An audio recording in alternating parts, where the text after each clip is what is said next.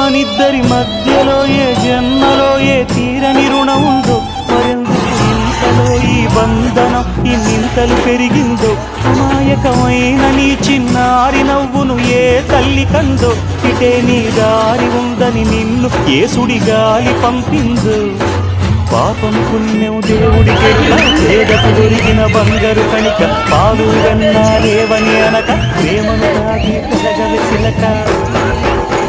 వలేసే పాడు లోకం కంటపడక ఉండు నాయనక, ఇలా నా గుండెలోనే గువ్వల కొలు ఉండిపోయింక, ఇటే పోస్తే ఎమున్నైనా నిలేస్తానే, మరింక ఏ కీడు నీ వంక రాలేదు.